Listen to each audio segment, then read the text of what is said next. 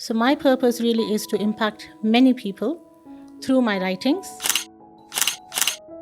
What questions were you asking yourself? When one is lost, the first thing you say is, stop. Why am I here? You need to come away from the rat race and say, this is my time. I need to self reflect. I really need to know where I am today. Where am I supposed to be tomorrow?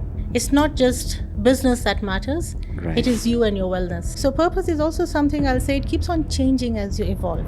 God gave me a smile. May I pass it on to everyone else? It is often said that you never start living until you truly understand your life's mission and your life's purpose. And I'm talking to a powerhouse lady today, and she came in with a book, and the book is entitled The Power of Purpose by Dr. Anuradha Khoda. I hope I said it correctly. And, quickly, I just found an excerpt that I'm going to read to you that really touched me. It's about overlapping passion and talents. And that caught me because, well, I come from an industry where we rely mostly on our talents and creativity. The next step is to explore the overlapping areas between your passion and talents. This intersection represents the sweet spot where you can excel and find true growth. Consider the activities or projects that allow you to engage both your passion and talents simultaneously. Look for patterns, themes, or industries that align with your interests and leverage your natural abilities. This intersection is where you can make a significant impact. And I don't think any truer words have been spoken like that, because I keep saying, for me, every day I go to work, I don't feel like I'm working, because I make money from my passion and my talent and my creativity. Wow. Ladies and gentlemen, karibuni sana to another class of Becoming CEO. And today we are graced, our lecturer for the day is called Dr. Anuradha Khoda. I keep saying, I hope I'm getting that pronunciation correctly. Absolutely correct. We're still filming at Longodot Place. Come check it out for your staycation. Beautiful, amazing space. Also, Lukuni by Rajab Karume and styled by Masi Stylist. So, yeah, pia ukitafuta Luku, check out Rajab's page. The Power of Purpose. What set you out on this mission? Oh, wow. Thank you. Thank you for having me here, and thank you for the question. Yeah. I think when one is lost, the first thing you say is stop. Stop the rat race. Stop and ask yourself, why am I here? And also, I would say it's very important to be grounded, to have a connection with your ultimate superior power. You can call him God, you can call him the universe. And there came a time in my life too where I was lost. Wow. And that was COVID 19 that brought me to that low ebb of my life. And I started asking, I started questioning, what is my purpose? So there came again a transition where I said, if I, having been through 3 decades of my career, feel that I'm lost, there must be many others who feel the same like me. So why not try and research, try and put together some words to help me and also impact others on what is purpose, why purpose, and how purpose can really define our lives. Did you find your purpose? And can you really now write it down? This is my purpose. This is my life's mission. Absolutely. So I'll begin by saying I am a teacher, Yeah. became a teacher by accident, but enjoyed every bit of my teaching career. And even today I'm a teacher, though I'm not affiliated to a school or university, but I'm still teaching. Okay. And a teacher always has to be a learner too. So I'm always learning. Right. Did I find my purpose? Yes, definitely so. So when you allow the higher power to direct you, give you a direction through your purpose, then you know who is it that you want to impact. So my purpose really is to impact many people through my writings, Okay. through my speaking, that is through webinars, through trainings. And that is exactly my purpose. It has a direction. I need to impact people. Right. I need to impact people in a way that they know themselves first before they know what forms their career. So that is what I can say for now about purpose. I will come back, because I feel like your purpose is tied down to what you were doing for 3 decades. But I'll get back to my question. How then did you not know for the 3 decades that this was your purpose and you only found out at the tail end?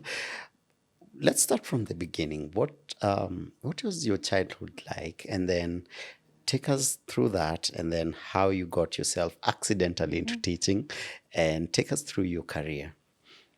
Okay, so I think I'll take you through myself as a student. All right. Born to parents who were teachers. Okay. And by the way, they were teaching here at Starahe Boys. Oh, wow. Yes, wonderful memories that they have right. of that place. Disciplinarians as teachers and as people. Your Being- living room was a staff room. Both my parents were teachers as No well. wonder, so you would really resonate well. Yeah. Yeah, so I can only remember myself being a student. That's about it, right from when I was 4 years old. Wow. So childhood has gone into studies, studies, and studies. It doesn't mean I didn't know my purpose then. That time my purpose was really study, Yeah. do well in class, make your parents proud. So purpose is also something, I'll say, it keeps on changing as you evolve. Oh, okay. Yes. That's good. So it doesn't mean you're born with one and then you carry on the entire life just following the same. You did mention something about your passion, your talents. Yeah. Remember, talent is not something that you learned when you came to this earth. You gather it through your knowledge, through learning, through your life experiences. Absolutely. So when that and passion combined is what is leading you to purpose, then definitely it keeps on evolving. So yes, childhood being studious, being brought up in Moranga. Oh, Yes. Ranga, hala. Modwanyuba. Absolutely. Yeah. So after that, coming here, being married, accidentally became a teacher, like I said, because I was married into a business family. Little did I know what it is to be an entrepreneur. But yes, when you're thrown into the deep end, you know what you do. Yeah. You have to learn to just try to stay afloat. And that's what gave me the first taste of entrepreneurship. Okay. As a teacher, I was very passionate and I have very good memories and very good rapport with those students that I taught even in those years. And that was, you can say, from 2000 to about 2010. Wow. Where did you start teaching? Which level? Primary, high school? Where did you start teaching? So the first 3 months was a kindergarten teacher. Oh, wow. Yes, Right from kindergarten. absolutely. Okay. Never really knew what to do there, but they were again good memories. And within 3 months, I had found myself in a higher secondary school, All right. started teaching what I had learned at my graduate level, and that was sciences, biology, chemistry, maths. Which high schools did you teach? I'm going to ask the students to come to the comments. Absolutely, yes. And give us your review about. Yeah, so the first two schools that I taught at really is history now because they had to close. Oh, no. Okay. But I can say after that, I transitioned to Hillcrest. And that's, again, my most memorable part of teaching career. I was there between 2003 and 2008. And then I left. Okay. And the reason I left is, again, teaching from one of the known CEO of this country. I know naming names is not always allowed, but I think in this time it is really very good for me to mention his name, and that is Dr. Julius Kipkentich. Oh, wow. He had said once when I asked him, so I worked with him, I got an opportunity to work with him when he was the director of KWS, Kenya Wildlife Services. Yeah. I loved the culture that he created in that organization. I had gone there on attachment, and that was really pro bono work. I went to set up their information systems, Right. so that we could collect all the data for the species, the researchers, etc.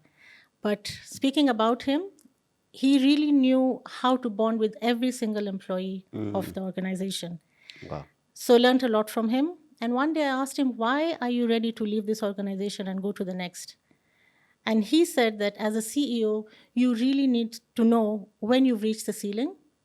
And now after that, move to the next place where they really need you and let the organization handle its own. Wow. So I think when I was at Hillcrest, I realized that for me, growth was not going to happen there. Right. Everything was good. The paycheck was lovely. Yeah. I had lots of holidays I could enjoy with my family and friends. I had very good students and I used to love being around them. But my personal growth was not going to happen. I felt stagnated. Okay. So I left the school and went back to school. As a teacher, now I became a student. So I went to the University of Nairobi. Okay. Remember, I had studied teaching sciences, Yes. but my interest really grew in IT. So I am a self taught IT person.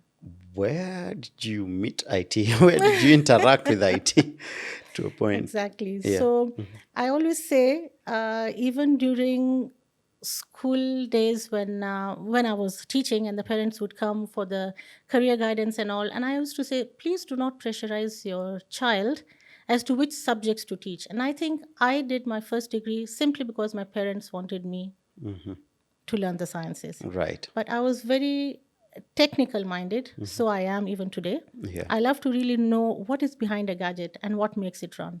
So when it came to teaching, I literally took books and started seeing what is a mouse, what's a keyboard, how do you put it together. So it wasn't really about teaching, but it's about learning what really goes behind IT. Right. From there, when I left Hillcrest, I joined the University of Nairobi to take my master's in information systems so that I could say, yes, not only do I love it, it's my passion, but I also need knowledge so that I can combine the two, have a document to say, I can come and teach IT. So that's how Okay. I went into the world of IT. So you learned IT. Now, did you start practicing it now? This is where you met Dr. Julius Kipngetich, or Yes, yeah. exactly. That's how I met him. Right. And I also did lecture at the Chiromo campus. Okay. I was also traveling within Kenya and Southern Africa to go and train other graduates on how to utilize IT for their research. And I guess even today I've not really stopped it because now I talk to people how to become thought leaders and how Right. to bring ICT as a tool to really reach the audience. So ICT now was your entrepreneurship journey now. That's your company, that's the service you offered now. For now, yes, I Okay. do. So Yeah. it's a combination of education, training, IT. Right. When I say thought leadership, really is how can you become an expert in your own niche and then bring in IT to reach your audience. Okay. You're about to teach me how to become a thought leader in my niche, which is filmmaking. I think I have a lot to learn from you. So please, yes, go on. So you've trained yourself in IT, you've gone to school, you've started getting all these jobs around IT, and then COVID hits. And then this is where you have that dissonance where you start asking yourself, what is my life's purpose? Talk to us about that period. COVID hits, then what happens? Okay, COVID hits and goes away with all the investment. That was the savings of my entire teaching career. So I had started a co-working space. It was a very good model. I had a lot of people there, a lot of tenants there, a lot of entrepreneurs there, because the main purpose of that entrepreneurship really was to now have a training hub for startups. Ah, that's beautiful. So we had training, I had a training room, we had conference rooms. We used to have lots of people come from outside and train on various things. For example, mobile journalism was one of them. The university students would come and they would be taught how to use just simply your camera and be a journalist. Right. There were also people from the business world who would come and train. So lots was happening. So, like you said, COVID came and went away with all that, and that was literally my baby. I was shaken, for sure I was. Yeah. So I think the only thing that kept me sane was my family, Okay. both my parents' side and I can say my in-laws. All right. Coming from an Asian background, we live as one family unit. So by then, my mom-in-law, a living angel whom we lost a year back, she was with us. My husband, our two kids, son being a doctor, and my daughter is into therapy. Okay. So we were all together, and I can say my mom-in-law and my husband were the greatest support I had during that time. Yeah. Wow. I've been told often, and I've read and I've seen that the period that actually makes someone successful is the period is that hardship period, where you're lost, you're almost lost. The work is repetitive and boring. You don't have as many close friends. It's not fun. But if you go through that period and come out of it, you end up now, achieving success. And so, what was where were you psychologically, emotionally during this period? And what questions were you asking yourself before you came up with, you, the purpose? Yeah. So like I said, I was absolutely feeling lost because Right. you've lost everything, and you've just mentioned you've lost your friends, and probably not because they don't want to be there, but you really don't want to be close to anyone. Yeah. So I at that time I took to nature. I Okay. started tending plants. So if you were to come to my place today, you will find almost 100 plus plants. I started Wow. learning. I'd never really known how to grow a seed into a big plant, Right. and I started learning. Wow. I am a perpetual student, so Okay. I would really go to YouTube and try and find out what to do and which plants do good, etc. And that is what I think connecting with nature really, really helped me. It grounded me, it Yeah. made me believe and understand that it's not just business that matters, it Right. is you and your wellness. Right. When you are well, then you can really pass it on to the rest. Okay. So you moved from a teacher, an entrepreneur, an author, and a coach. Which one came first, the coach or the authoring? Oh, Actually, hand in hand, but I think coaching came before because being a coaching. teacher, that's just a change in title, really. Yeah. Yeah. You're not holding the hand of a class of 20 or 40, you're holding the hand of a single person and moving Right. him or her Yeah. through the life's journey. So you've been doing this for 3 decades, and you want to tell me you still didn't know what your life mission was, what your purpose was for 3 decades? How how is that possible? Because Exactly. at the end of it, you still found out that your life's mission and purpose is what you had been doing for the 3 decades, which is impacting and teaching. Yeah, so I think what I would say is when you question yourself and your higher power, what your purpose is, Yeah. maybe you're trying to readjust your bearings. You're resetting the compass to say, what I've been doing all along, was it really my purpose? Right. Or did I fail because I was working against my beacon, against my purpose? So that's exactly what I mean by asking and trying to see whether that is really your purpose. Because my belief then was, if that was my purpose and that's why I am brought to this earth, why did it happen? Why Okay. did I lose everything that I had really built with such passion? Right. So let's talk about now the work that you do, the coaching, helping people build the personal brands and become thought leaders. So here's Philip. I am a filmmaker. How do I become a thought leader in my world? Take me through that. So maybe I would ask you, Yeah. as per you, Yeah. who is a thought leader? Why would we call somebody a thought leader? Okay. I will describe a thought leader as whichever niche.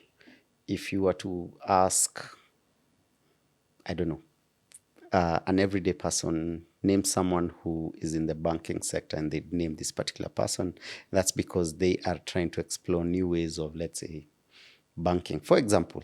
So a thought leader for me is someone who's trying to push the envelope a bit more, a bit further, and they are out there, so people recognize them. I don't know. Absolutely, you're touching completely the right chords, yes. Yeah. So I would say a thought leader really is somebody who can lead, who knows that, who has confidence. That's number one. Right. You are in the filming world, Yeah. lots of people know you as that face. Yeah. So you already are a thought leader. Do you do things in an innovative way? I am sure yes. Yeah. You don't just do things the way you were doing maybe 20 years back if you Yeah. were in that same industry. Yeah. So, Um, Also, some of the talents, or rather, some of the traits, some of the qualities that come with a thought leader. You could be a leader, you could be a successful entrepreneur, but what will make you a thought leader? One of the important traits, according to me, is resilience. And even where I am sitting today, having passed that low ebb of COVID, 19, I think resilience is really the hallmark that has kept me here. Yeah. So resilience is for sure needed. Being ready for the transition. Do you really want to do everything that you have been doing for, say, the past 10 years? Or do you really want to be known by the world? Do you want to impact others who really look up to you? So that is what will make you. Now, coming to you, I think you've been doing all this. Probably, maybe I should have really snooped a bit more to find out what you do away from Well, okay. this studio. Yeah. But if I was to add, do you go to schools to try and impact the youngsters and bring them also to this industry? Do you try and tell them the highs and the lows of this industry? Industry, yes. And I think, yeah, that is the journey that you would take. Okay, so if someone is out there and they're building their personal brand, some of the core values that you've mentioned that they need to have is resilience, and then I think you mentioned adaptability, so that you're not doing the same things you were doing 5, 10 years ago. Absolutely, You're yeah. constantly adapting, you're constantly learning. I think you mentioned that. Because information, the more you learn, the more you earn. You know. You do, isn't it? Yeah. What are there any other elements I'm missing out when someone is creating their personal brand? I think for you to be again known as a thought leader, I'll mention something that I noticed in one of your previous guests. There was someone who was here on this show called Adele. Yes. And I love to really watch and hear her. Right. And one thing that she said as to how the name came up to be, vulnerability. Yeah. A thought leader needs to be vulnerable. You cannot really know everything. Oh, So for you to come down to say, there are things that I don't know. Can I learn from other thought leaders? Can I learn from my audience? So that quality is also very necessary. And I think Adele really got it well. Wow. Yes. So how do you approach coaching when people are trying to transition? I feel like because the world is moving so fast, there are a lot of us who are caught in between transitioning from what you knew, or what the world told you to go out there and do, and then how the new world is working. And most of us are caught in between that transition. I know for us as filmmakers, if there's something that has caught us flat-footed, it has been the internet and how it has changed viewing experiences. And now, from being a director and a producer of TV content and films, I have to do podcasts because I have to adapt with the times. Absolutely. So when someone walks into your office, what does that first conversation sound like? You know. Okay, so I would say the first conversation actually happens much before the person actually walks into the office. Okay. There's a lot of coming forth and back. All right. And like you said, we really need to be heard. So when you are talking about podcasts, Yeah. I host webinars. I do also go as a guest speaker on different webinars. Right. So people get to hear what I have and what I can really do to impact their lives. Right. There comes a time when someone is very successful, but is agitated because they want the transition. And for me, the right candidate is the one who is ready and is agitated. Because if you're still very cozy in your own comfort zone, you're happy, and yet you're looking up to others and saying, how did he or she do it? Right. The how is not when you're ready for me. When you say, how can I do it? And it is now, that's when people walk into my office. And then taking them through really is to try and learn their life journey, to try and extract what is their passion. Sometimes you know your passion, sometimes you don't. Right. It's either your friends, your close-knit family, or a coach who can really extract that. So once I get to know what the passion is, then we need to see, are you ready to work with this passion? Supposing you are sitting here and this is your career, but your passion probably really is cooking the best seafood. But maybe you really don't want to do it because you don't want your audience to know that that's what you're good at. Right. So we need to really know, one, are you confident of being labeled as that, if that's your new title? Can you really monetize your passion? And how we can marry the two. So that's where the journey really begins. Right. Just out of curiosity, mentioning the adaptability, the world we're living in, helping so many people with transitioning. And we live in an age where everything is on social media. We want to watch short format content or content in general. We don't want to read books, but you still went ahead and wrote a book when the world feels like it's moving away from books. Um, what exactly informed your decision to write a book? First of all, let me just ask, are people still buying books? Yes, they are. Yeah. Yeah. Surprisingly for me too, yes. Okay. Because I love the digital content much more the one documented in the paper. Right. But yes, people do buy books. Right. So to answer the question, why did I document? Number one, remember I come from the academic world. So we are told always document your knowledge. Right. So that is one of the reasons. Number two, it gives you some authenticity. When I say I'm a coach and that I'll be able to give you the path on which you can really find your purpose, then this acts as a tool and as a credential that yes, I am able to do it because of my research, which is documented here. Right. Another thing, my main book that is now in the publishing house is called The Thought Leaders Code. Mm-hmm. The thought leaders code. Code, yes. Okay. So that is really a 5-step blueprint of what exactly you need to be a thought leader. And this happens to be one of the chapters. This whole book becomes one exactly. of. Now I can't wait for the second book, but I'm Very definitely gonna soon. read this. Thank Yeah, you. yeah. So yeah, so coming to, are people buying the books? It's just the same thing as you have a show on the TV. Are people actually watching that specific show? True. Sensitization, making people aware, trying to see how it's going to give them a good impact. And that's the only way people will end up buying my books. Okay. Yeah. Yeah, we'll sijui specs kwa unaipata kabisa. We'll put a link on the description box of where you can purchase this book and how you can contact Dr. Anuradha.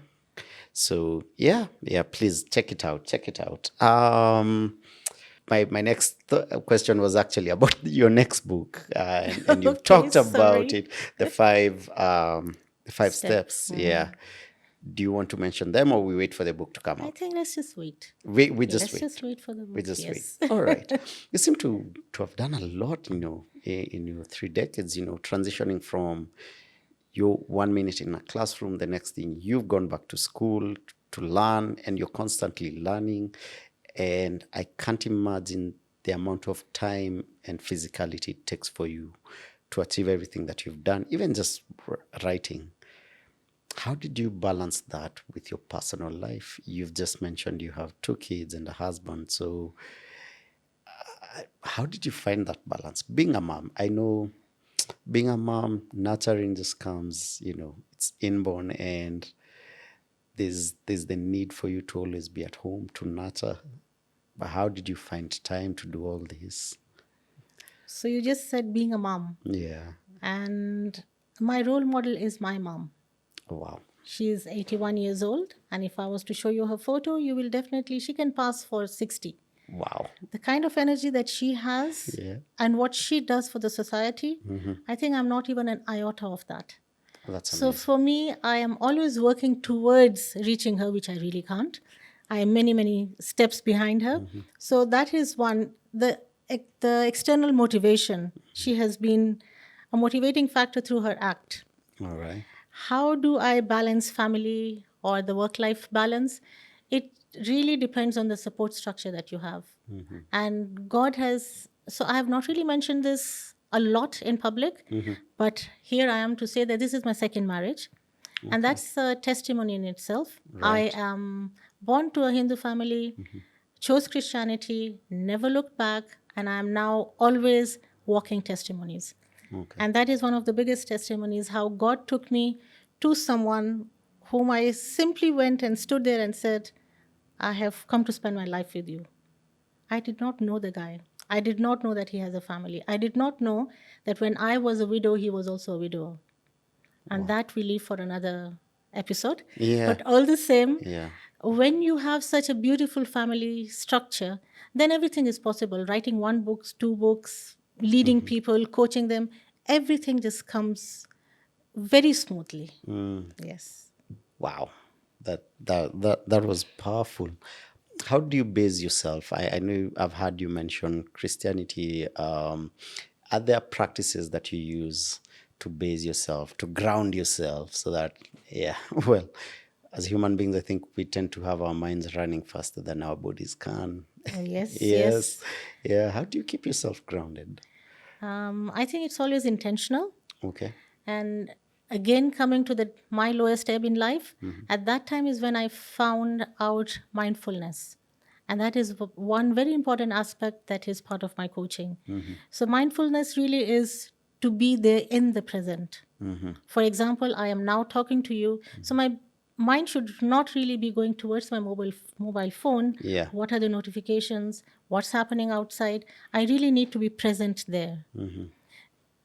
And also quoting my husband's very wise words, he says God's language is silence. So only when we silence ourselves is when we can hear what the universe is really trying to tell us and to direct us. So those are some of the practices to be connected with your supreme power all the time. And then wherever you step, you know that there is that God whom you believe in has already gone before you. So you really don't have to worry. When I say one needs to be confident, I actually mean that one really needs to have blind faith. So, how do I keep myself grounded? That's exactly how I do, by having blind faith, by being very connected to the spiritual power, knowing that what you're doing is right because you are being led to do it. And then after that, life is a beautiful journey. I think God's language is silence. I don't know. That was phenomenal for me. I just actually took a moment to reflect on that. And what's the importance of silence? Why is it so important for us to silence everything in our lives? Our phones, which are always going off with uh, notifications. And why is it important for a man, a woman to silence everything and just take a moment to be by themselves? So, I think the way I will answer this question is imagine yourself on a very busy highway and you're driving and you're driving and you're driving faster, but somewhere within you, you know that the destination is actually behind you. You're going in the wrong direction. But you can't really move anywhere because the traffic is moving in that direction. So you just have to follow the rest of the cars. Yeah. So at that moment, you really need to apply brakes. And that is what silence is. You need to come away from the rat race and say, this is my time. I need to self reflect. I really need to know where I am today. Where am I supposed to be tomorrow? Because if you continue your journey without that silence, without the braking, without coming off that highway, then you will always be lost. You will have a very big paycheck in your pocket, you'll have all the luxuries, but somewhere within you, you will feel unfulfilled. Right. So that's the importance of silence. Something else I picked up on earlier on when you were talking about your mom, and now I'm curious. I'd love to meet your mom, 81 with that energy. Thank you. It I gathered from it the best way to teach your kids is for them to catch on to how you live. In regards to your mom, you say you really want to achieve what she has achieved. You've observed her over the years. And do you think this is the outright successful model to bringing up our kids, where instead of just preaching and continuously telling them something, be what you'd want them to be? And so they watch you, they observe you. It's very important for us in this podcast to have these conversations because we are trying to see how people achieve success. And if you tell us one of the hallmarks of achieving success is how you brought up as a child, so we're trying to learn that from you as well. I think I should really say they're the Moranga bananas that made me who I am. Moranga Yes, very bananas. sweet bananas. So you need to go there Okay, to okay. relive Moranga my bananas. Hmm. my childhood. Yes. So coming to my mom, she is a breast cancer survivor.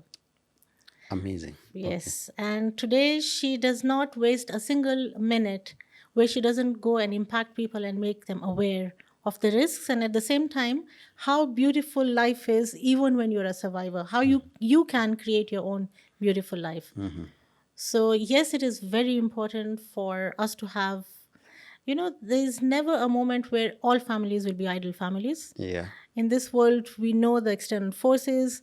We could have parents not living together, which really does impact the children for life, because those scars never leave. Yeah. But I'm so fortunate to God that we had a very loving family.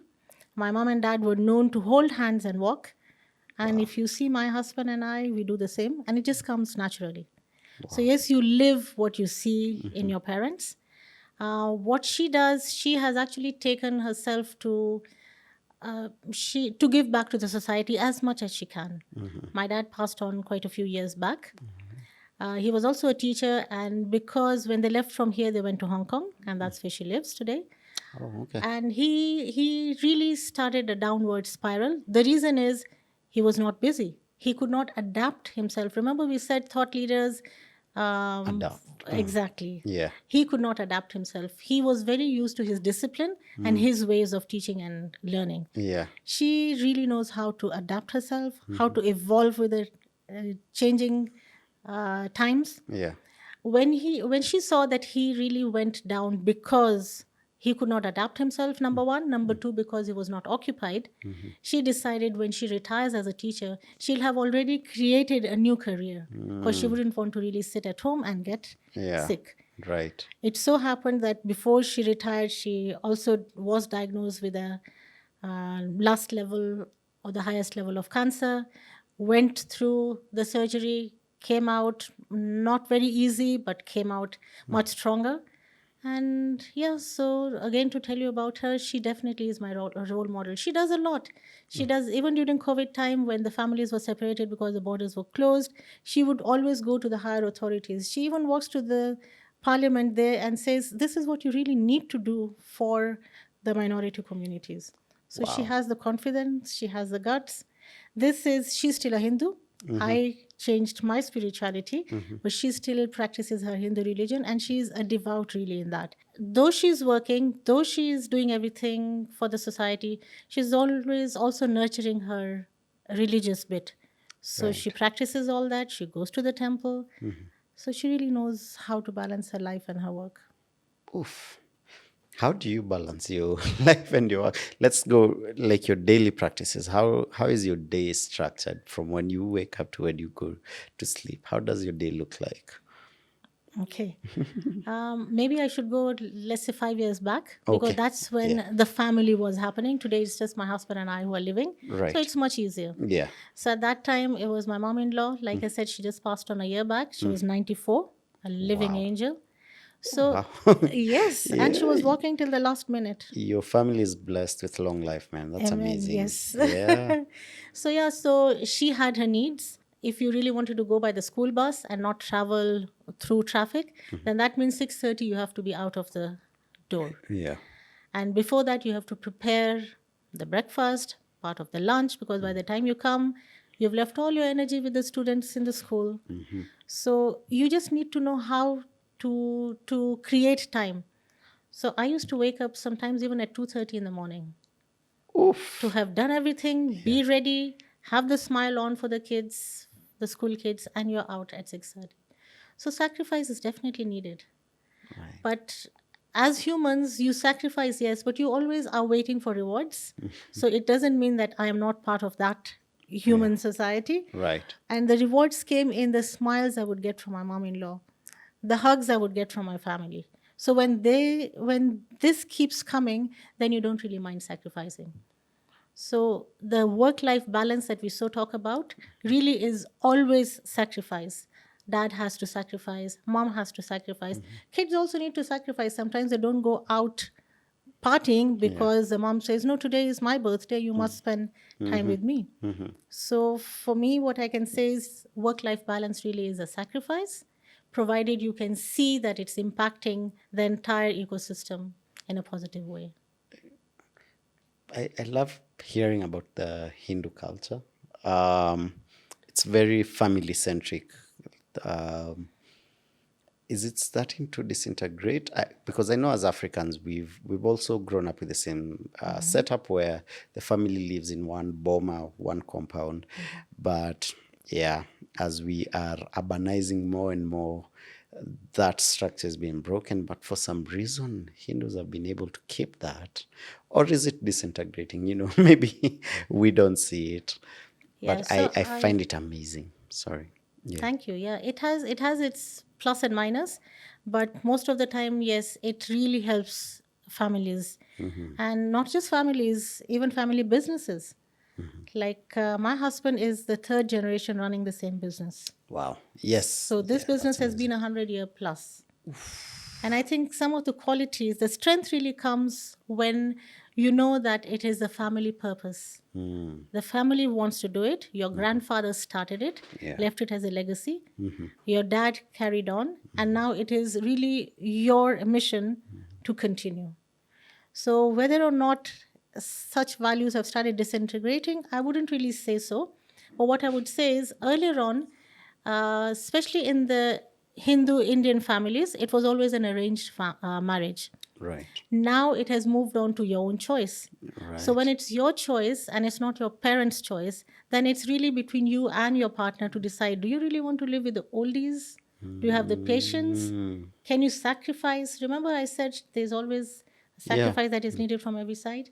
So if yes, then you still go and integrate yourself in the family. If not, then you start your own small little homestead. And then it becomes a challenge. How do you bring your kids up? How do you teach them the values that you learned? So both sides of a coin. Oof. What's your mantra? What's that signature mantra that you keep reminding yourself to keep going every day? God gave me a smile. May I pass it on to everyone else? That's amazing. Yeah, we'll do that again. That's beautiful. God gave me a smile. May I pass that smile to everybody. I I think that's just the perfect way to end this conversation. That's beautiful, man. God give me a smile. Let me pass it to everybody else. Thank you for that. Thank you for passing the smile and passing the book. Are we signing this? Oh, Yeah, oh, yeah. absolutely. Salimo, do we have a pen? We live in a digital world. Do people have pens anymore? Okay. Oh, wow. Are you always this happy and bubbly? Do you ever get mad? Of course, I do. One of the things that makes me mad is when I've kept waiting. Uh-huh. Yes. But then you always find a good, like I always say, we Right. attend conferences, Yeah. we attend meetings. Right. It doesn't always happen the perfect way. Come out learning at least one thing from there. Right. And that gives you the energy to smile again. Okay, so some of your students will actually say, don't get her angry." Like I'm trying to see you as a strict teacher. I'm like, "Oh, Actually she's not. so lovely." Yeah, Actually not. But I've managed to get good grades from the students, yes. right. Yo, make sure you order a book. You might get one signed like me. Thank See, you. yeah, Thank you so much. right. So what's the name that you would want to see here? Phil director. That's what people call me.